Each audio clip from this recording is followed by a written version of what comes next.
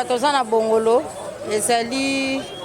mire ekwei na nzela eza lokola biso totekaka awa totekaka mapa bati basucre. Alors lelo ndenge mbula ebeti na ba 5h bandeko bayaki ntongo bango nde bakuta na likama wana. Alors bato bazaki na kati esengelaki babongisa mibo balobaka na bango ke fale bato badeplace mais talaka ba condition ba place ya koteka koma pasi nde tozali kozela tozali te so bakomi prêt ya kobuka mire na bango nde tokozwa moya kolongwa. Alors ngonga ngope mikokele te na ndenge mbula ekobeta na tongo bo babenga biso bayaki tongo nde bazwi likama wana. En tout cas eza pasi makasi bazali misato na yebi bango mama moko mama pasa totekaka ne mapa pasa na Cédric mwana moko tozalaka na ye atekaka mwa boutique na ye na mama moko tozalaka na ye wasa na ye liboma souvent ayaka kofana kone mabeya. Alors eza pasi na bandeko wana basunga biso kokata bato misato na mabota na eza pasi aya basunga biso kaka. OK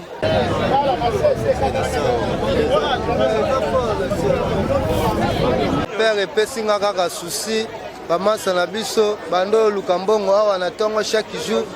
baingénieur nde basala mabe nde batongela yango eza bamiri ya kala yango moni bataki bakoloni te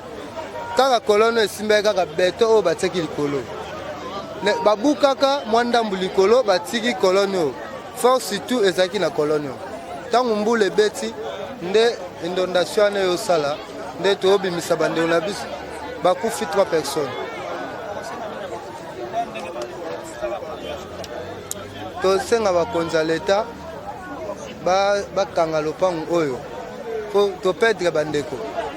na bazongi bafutaka mbongo me molimo moto bafutaka te lilobonga enga lobaka yango wana. Faustin, l'événement Salemi juste na partie à 6h30 minutes.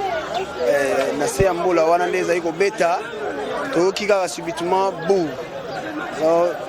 Comme biso nous na musala to sala de venir rapidement total to mona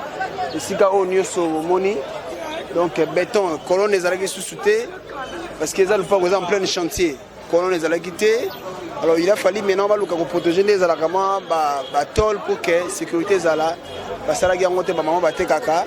Alors on a essayé à mbula wana ba maman bazo fongola déjà. Alors subitement béton et kokoya il y avait 3 morts donc 2 mamans nande ko moko ya mobali azana boutique na yo wana na kotanda directement pe ba se retrouver na mort. Alors raison pour laquelle donc ba mort ezaki na kati bandeko babundi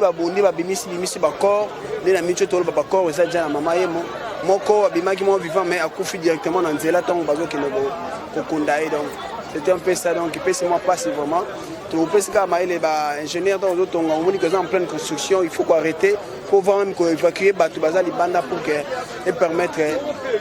risque moko ko commettre voilà un peu vraiment et ça passe makasi. Eza pasi makasi komona likamo ekomi nyonso ekomi eza pona architecte na biso bamusu bayekola na simandako so pena bazoka pena mikanda normal ndenge bakena koyeko na IBTP nde ba makama boye ekoma te tozomona ba mpango ebele bazotonga kaka na ba fondement ya kala bazomatisa ba hauteur donc eza normal te or so balobi ba respecter ba norme to mona ba makamo esala mate vraiment eza pasi mingi. Merci.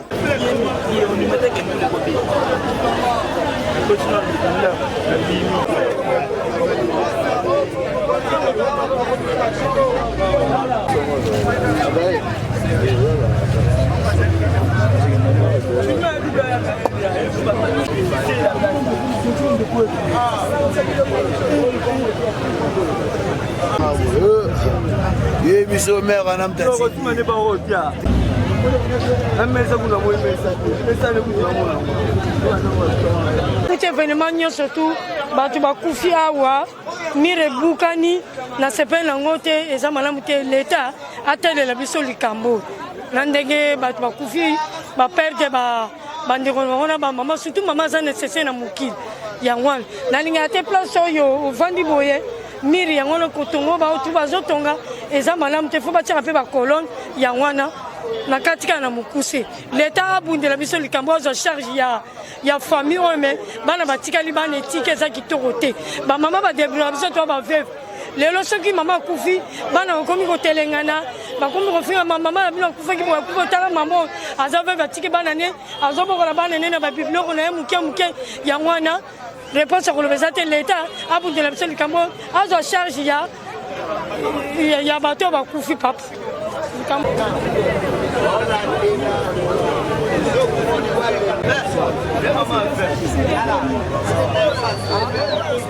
à part ça tout le monde a des photos à moi parce que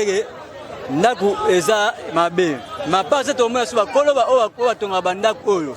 faut ba yebarake to ba moni ke ndak oyo umeli to immeuble ne umeli babuka rango parce que o renouveler au mususu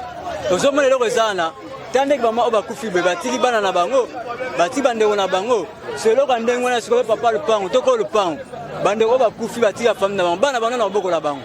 ozomona dege beto oyo ndenge za be munene boye tant moni ke beto déjà risque o sa no ko esango o renouveler ngo mususu